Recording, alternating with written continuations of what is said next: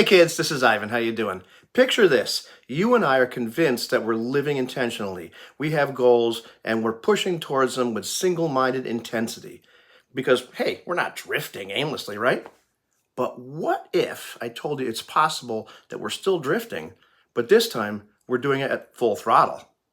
Are you confused? Well, I'll explain. However, to do that, I'm going to have to tell you a story. The other day, my girlfriend Susan and I were talking, and she asked me, hey, if money were no object, what bass guitar would you like to get?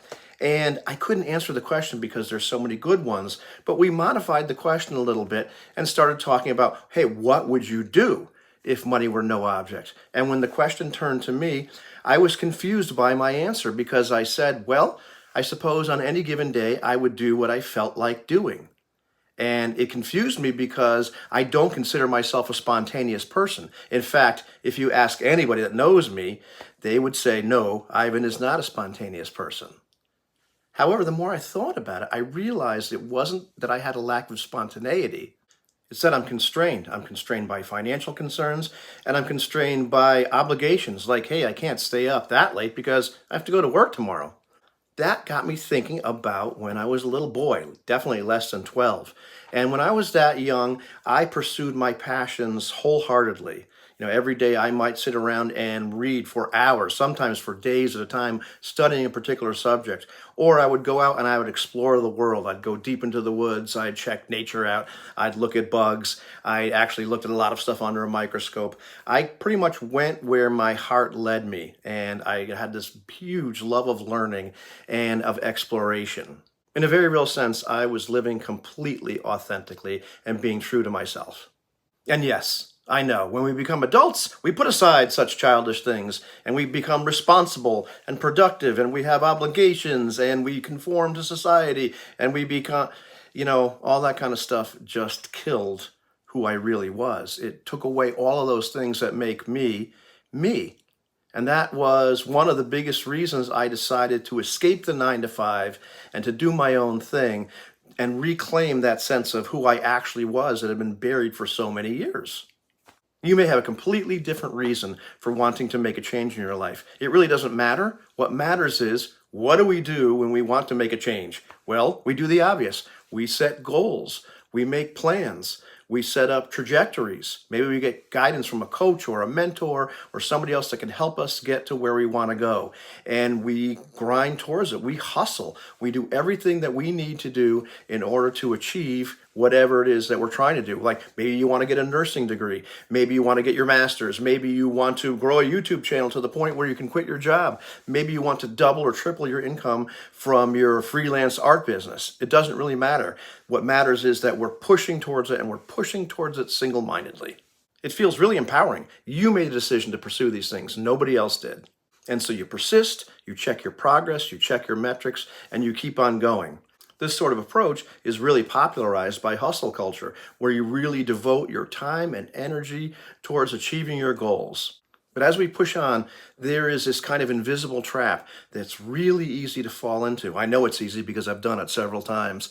And we fall into it without even knowing it. And somewhere along the way, we started to mistake the goals that we're striving towards, that degree, that, $10,000 a month from your YouTube channel. And we start to mistake those for the real reason that we're doing this. And we just pursue the goal. And our why, our sense of purpose, why we're doing all this in the first place, vanishes, if we even knew it at all. And all of a sudden, without us realizing it, we're drifting again. But this time we're pushing with all our might. We're literally going at full throttle. And we're not really sure where the heck it is that we're going. Sometimes we don't notice this at all. But sometimes something starts to feel off. And we start to question ourselves.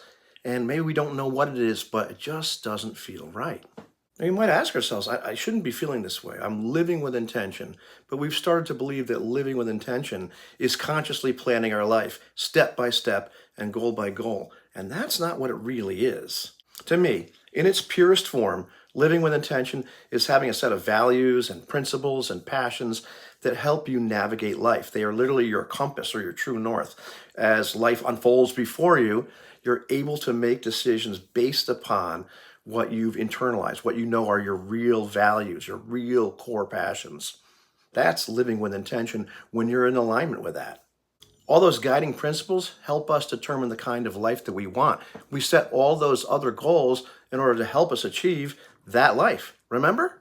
And one of the really neat things, well, it's neat to me actually, is my adaptive resilience model lines up perfectly with this. You're not just blindly persisting towards goals, you're checking your progress. You're taking stock of how you're doing. Is this still lining up with my real purpose, with the things I really, really want? And if it doesn't, well, you make adjustments. If it's completely off kilter, well, then you drop that and you try something else. You intuitively handle life by checking with your gut and making adjustments as necessary. So, remember that little boy, the one that explored the world and let his curiosity drive him?